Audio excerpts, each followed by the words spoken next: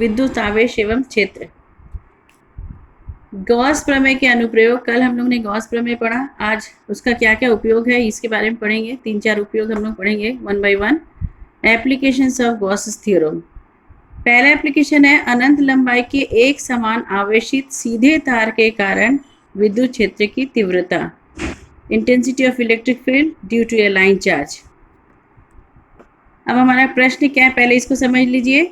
अनंत लंबाई वाली एक आवेशित तार L है, ये एक लंबाई L लंबाई है, एक तार है, ये अनंत लंबाई है इसकी, इस तार का नाम है L।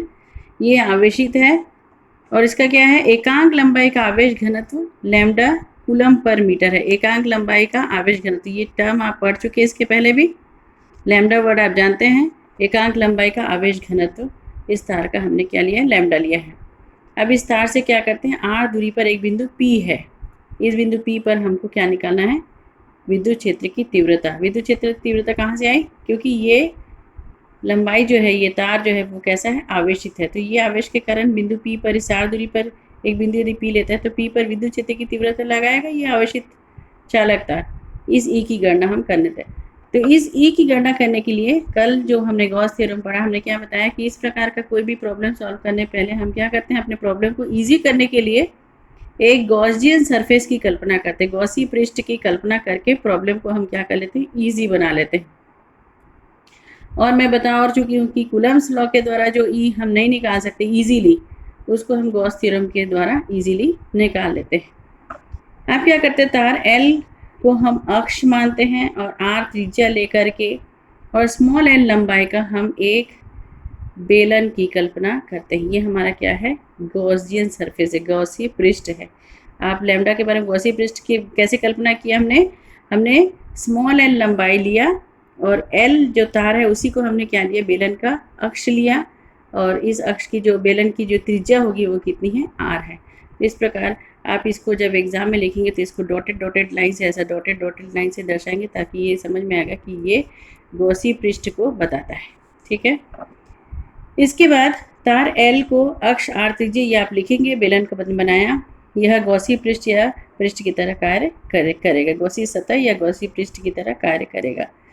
हम जानते हैं कि लैम्डा को हमने क्या बताया कि चार्ज पर unit length, charge Q charge है प्रति एकांक लंबाई पर, मतलब Q/L का मान के हमने लिया लैम्डा। ये पूरे चीज़ों को मैंने इसके पहले लेक्चर्स में आपको एक्सप्लेन किया था। That's why Q will be equal to lambda in 12, equation number 1। अब बंद बेलनाकार पृष्ठ को हम 3 हिस्सों में बांटते हैं। पहला समतल वृत्तीय पृष्ठ कौन है, S1, ये समतल वृत्तीय पृष्ठ है। दूसरा समतल वृत्तीय पृष्ठ कौन सा है, S2, और एक वक्र पृष्ठ वो बच जाता है S3। आप बेलन का आप जानते हैं आधार, बेलन के ऊपर का यदि आधार ऐसे ले, मतलब हम सीधा बोल सकते हैं कि 2 अपने पास आधार है और एक क्या है, वक्र पृष्ठ है। तो 2 समतल वृत्तीय पृष्ठ हो जाते हैं, ये वृत्ताकार है ऊपर का एक और एक नीचे का, 2 समतल वृत्तीय पृष्ठ। और एक जो है वो साइड वाला जो है, जिसको हम खोल देने से हमें क्या मिल जाएगा, आयत मिल जाएगा, वक्र पृष्ठ। ये S1, S2 और S3, ये 3 हम वृत्तीय पृष्ठ को हम लेते हैं। अब यहाँ पर एक चीज़ देखिए, S1 और S2 की दिशा जो है वो क्षेत्र रेखाओं के परपेंडिकुलर समांतर है।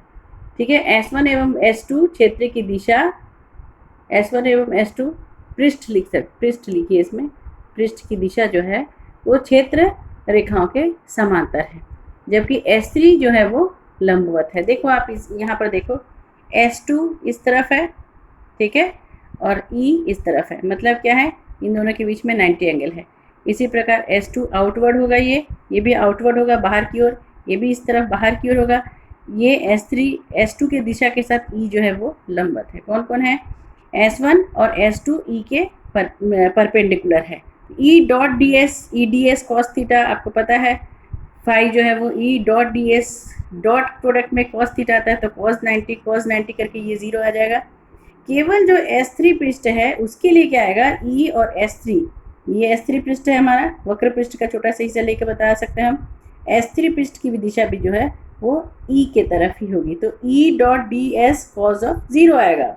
क्लियर है ये चीज़, इसी को मैंने लिखा है कि अब फाई, क्योंकि दोनों के लिए S1 और S2 cos 90 होने के कारण 0 हो जाएगा फाई का मान, केवल कौन बचेगा, जिम्मेदार कौन होगा ई को उत्पन्न करने के लिए? केवल S3 पृष्ठ।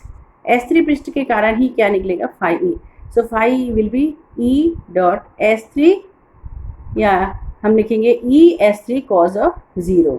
ठीक है, आपको क्लियर हो गया होगा कॉज 0 क्यों आया। ई S3 cause 0 is 1, so it is only E S3। And अब देखो कि S3 का जो मान है फाई ई, और ये क्या आ जाएगा? S3 का मान क्या होगा? वक्र पृष्ठ का क्षेत्रफल। S3 है, S3 क्या है? पृष्ठ का क्षेत्रफल है। तो वक्र पृष्ठ का क्षेत्रफल बेलन का क्या फॉर्मूला था? 2πRL। ये सब आप जानते हैं। E इंटू S3 के बदले में मैंने क्या लिखा? 2πRL, वक्र पृष्ठ का क्षेत्रफल। परंतु गॉस थ्योरम से क्या है? Phi is equal to Q upon epsilon naught. ये देखो हम अब यहाँ पर गॉस प्रमेय का उपयोग कर रहे हैं। ठीक है, गॉस प्रमेय का अनुप्रयोग ये हमारा क्या था? ये हमारा क्या था? ये हमारा क्या था? हेडिंग था, गॉस प्रमेय का अनुप्रयोग। यहाँ पर हमने फाई निकाला E इंटू 2πRL। अब हम गॉस थ्योरम में अप्लाई करें। यहाँ पर phi is equal to Q upon epsilon naught. दोनों इक्वेशन 1 और 2 जो है फाई ई के लिए लिखा हुआ है, इसलिए हम इन दोनों को इक्वेट कर सकते हैं, बराबर कर सकते हैं। E dot 2πRL equal to Q upon epsilon naught, इसलिए q is equal to Q upon, ये पूरा चीज़ नीचे आ जाएगा 2π एप्सिलॉन R एंड L। इसको थोड़ा सा स्टाइल से लिखिए, 1/2π एप्सिलॉन नॉट R, और Q के नीचे मैंने L को लिखा है, because we know that Q upon L के बदले में हम क्या लिख सकते हैं? Lambda. So E is equal to lambda upon 2π epsilon naught R। यहाँ तक आ गया। देखो मैं फिर से इस चीज़ को एक जगह पर लिख कर आपको दिखा रही हूँ कि हमको मालूम है कि हमने लैम्डा को Q अपॉन L लिया था। लैम्डा इसका नाम था चार्ज पर यूनिट लेंथ, या लाइन चार्ज डेंसिटी, या लंबाई घनत्व। ठीक है, इसके बाद सिग्मा को लिया Q अपॉन A, सिग्मा बोलते हैं Q अपॉन A। इसको क्या है? चार्ज पर यूनिट एरिया। ठीक है, या आवेश का पृष्ठ घनत्व, सरफेस चार्ज डेंसिटी भी बोलते हैं इसको।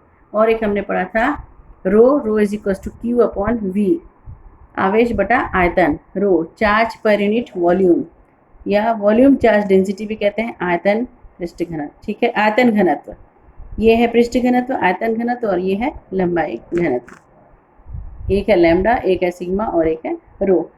तो चूंकि यहाँ पे एक L लंबाई का तार लिया, तो हम यहाँ पर क्या यूज़ किए? लैम्डा को हमने यूज़ किया। तो E is equal to lambda upon 2π epsilon naught R। तो ये क्वेश्चन जो है एक IMP क्वेश्चन है, आप इसको अच्छे से तैयार करेंगे। इसी से रिलेटेड एक दूसरा प्रश्न है, सेकेंड अनुप्रयोग है, आवेश के अनंत समतल चादर के कारण विद्युत क्षेत्र की तीव्रता। अब समतल चादर है, चादर मतलब पृष्ठ हो गया।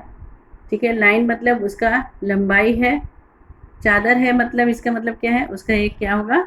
पृष्ठ होगा। पृष्ठ मतलब क्षेत्रफल होगा। ठीक है, तो आवेश के अनंत समतल चादर के कारण विद्युत क्षेत्र की तीव्रता, intensity of electric field due to infinite plane sheet of charges.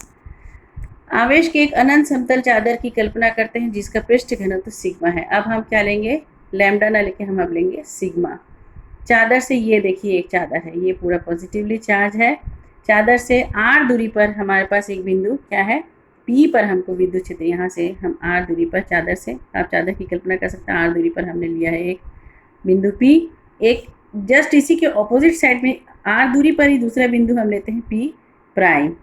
ठीक है, सो P और P प्राइम को लेकर चादर से ठीक r दूरी पर एक अन्य बिंदु P प्राइम हमने लिया। PP प्राइम चादर के क्या है? ये PP प्राइम जो है चादर के लंबवत है। बिल्कुल देखिए इस प्रकार से, ये चादर है हमारा, ये वाला चादर है, और इस प्रकार से PP प्राइम जो है, यहाँ से यदि ऐसे डाल दो तो ये है, यहाँ ये बिंदु जो है, ये बिंदु है P और ये बिंदु है P प्राइम। ठीक है, PP प्राइम अक्ष वाले एक बेलन की हमने क्या की? रचना की। PP प्राइम वाले बेलन की एक रचना की। माना, देखो मैं फिर से इसको डॉटेड करके बताई हूँ क्योंकि ये हमारा गॉसी सतह को दर्शाता है। एक बेलन की रचना की। माना इस बेलन के पृष्ठ का क्षेत्रफल हमने माना A है। ये पृष्ठ जो है, ये पृष्ठ इसका क्षेत्रफल, इनका क्षेत्रफल, ये सब क्या है? A है।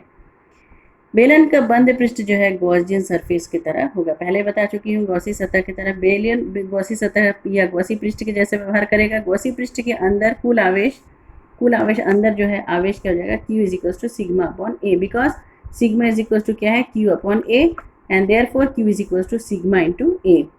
ये इक्वेशन नंबर 1। बेलन का वक्र पृष्ठ ई के समांतर है, अतः इसे गुजरने वाला फ्लक्स जो है वो 0 होगा। बेलन का जो वक्र पृष्ठ है, यहाँ पर देखो ये वाला जो वक्र पृष्ठ है ये बिल्कुल क्या है, ये इसके इस तरफ और इस प्रकार क्या हो जाएगा, ये 0 हो जाएगा। मतलब इसके कारण, इस वाले वक्र पृष्ठ के कारण, वक्र पृष्ठ की ऊपर की तरफ दिशा होगी ई, और ये दोनों आपस में लंबवत होंगे, तो ई डी एस कॉस 90 हो जाएगा, इसलिए 0 होगा। हमारे पास दो पृष्ठ बस बचेगा, एक ये और एक इस तरफ वाला। अतः बेलन के वृत्तीय सिरों से गुजरने वाला संपूर्ण विधि, ये बेलन है, देखो बेटा एक बार फिर से एक बार देख लो, ये एक बेलन है, ये बेलन का क्या होगा, वृत्तीय पृष्ठ होगा, और ये वाला जो साइड देख रहे हो आप, ये क्या होगा, वक्र पृष्ठ होगा। अब यहाँ पर वक्र पृष्ठ और ई, इनकी दिशा क्या होती है, लंबवत होती है। यदि ये एक सतह है, आप सपोज कर लो मैं ये सतह को लेती हूँ, इस सतह की दिशा इस प्रकार से आउटवर्ड होगी है, ठीक है, ये सतह की दिशा होगी, मतलब इस पृष्ठ का या इस क्षेत्रफल का दिशा कौन सा होगा, आउटवर्ड, इस तरफ। यदि ऐसा एक पृष्ठ लेते हैं तो इसका दिशा जो है इस प्रकार से ऊपर की ओर होगी, ठीक है। यदि ये पृष्ठ लेते हैं तो इसकी दिशा इस प्रकार बाहर की ओर होगी। क्लियर है? तो यहाँ पर आप कल्पना करो, ये जो वक्राकार पृष्ठ है ये इस तरफ ऊपर की ओर होगा, ई और इस पृष्ठ के साथ मिल कोण जो है वो कितना होगा, बीच का कोण 90 डिग्री होगा। तो हमको वक्र पृष्ठ इसमें लेना नहीं है, केवल हमको किसको लेना है, वृत्ताकार पृष्ठ को लेना है। अतः बेलन के वृत्तीय सिरों से गुजरने वाला संपूर्ण विद्युत flux phi is equal to E A plus E A. देखिए इधर पे आ जाइए, यहाँ पर आओ, देखो यहाँ पर ये जो पृष्ठ है इसकी दिशा भी इस तरफ ही होगी, ई की भी दिशा इस तरफ होगी। तो E D S cause of 0, cos 0 is 1, तो ई डी एस, ठीक है, फिर से मैं बता रही हूँ, E D S cause of 0 हो जाएगा, तो ये क्या आएगा, ई और डी एस। हमने डी एस को क्या माना है, ए माना है, तो ये हो गया ई ए। इसी प्रकार ये पी के लिए हुआ, ये पी के लिए, इसी प्रकार ई डी एस या ई ए किसके लिए होगा, ये बिंदु पी प्राइम के लिए होगा। तो अब दो ही बच गया, phi is equals to E A plus E A, तो phi is equals to 2 E A. फिर से हम देखो यहाँ पर फिर से गॉस थ्योरम की कल्पना कर रहे हैं, ये क्वेश्चन नंबर 2 डाल दो। But we know that from the Gauss theorem phi is equals to Q upon epsilon naught, that's why 2 times of E A is equals to Q upon epsilon naught, और we can write E equal to 1 upon 2 epsilon naught q upon A. In place of q upon A we can put sigma upon 2 epsilon naught. ठीक है, हमने सिर्फ वृत्ताकार दो पृष्ठों को लिया है, E A plus E A, that is 2 times of E A, but phi E is equals to Q upon epsilon. Now we are using Gauss theorem, यहाँ पर हम गॉस थ्योरम का अप्लाई कर रहे हैं, ये यूज है हमारा। पहले हमने बताया था कि गॉस प्रमेय का अनुप्रयोग, what is the applications of Gauss theorem. So from 1 and 2 it is clear, this equation is written for phi, ये phi के लिए लिखा है, ये भी this equation is also written for phi, दोनों का लेफ्ट हैंड साइड इक्वल है, तो we can equate the right hand side of these two equations also. So 2 times of E A equal to Q upon epsilon naught. So E is equals to 1 upon 2 epsilon naught, और मैंने थोड़ा style से लिखा है, Q के नीचे A लिखा है, बिकॉज हम Q upon A के बदले में क्या लिखेंगे, sigma. So E is equals to sigma upon 2 epsilon naught, right? अब मैंने आपको एक होमवर्क दिया है कि आवेश के दो समांतर अनंत समतल चादरों के कारण विद्युत क्षेत्र की तीव्रता ज्ञात कीजिए। दो समतल है, यहाँ पर एक ही है, यहाँ अब मैंने दिया आपको दो समतल आवेश के कारण, तो ये आप ट्राई कीजिए। ठीक है, इसको आप ट्राई करके मुझे सेंड कीजिए, इस पर व्हाट्सएप ग्रुप में आप सेंड कीजिए। तो ये दोनों एक लंबाई, एक आवेशित तार लिया था और एक हमने आवेशित पृष्ठ लिया, दो मैंने बताया। अब बाकी जो दो चीज़ है, दो और बचे हुए हैं अनुप्रयोग, दो एप्लीकेशंस और बचे हैं, दोनों में सिमिलरिटी है, तो उन दोनों को मैं एक साथ आपको कल बताऊंगी। इस प्रकार से कल हो सकता है कि आपका चैप्टर जो है वो हो जाएगा, कंप्लीट हो जाएगा। आप इन सब चीज़ों को अच्छे से देख करके, समझ करके नोट्स प्रिपेयर कर लीजिए, और ये होमवर्क एज एन असाइनमेंट है आपका, आप इसका आंसर जो है मुझे व्हाट्सएप में सेंड कीजिए। Thank you.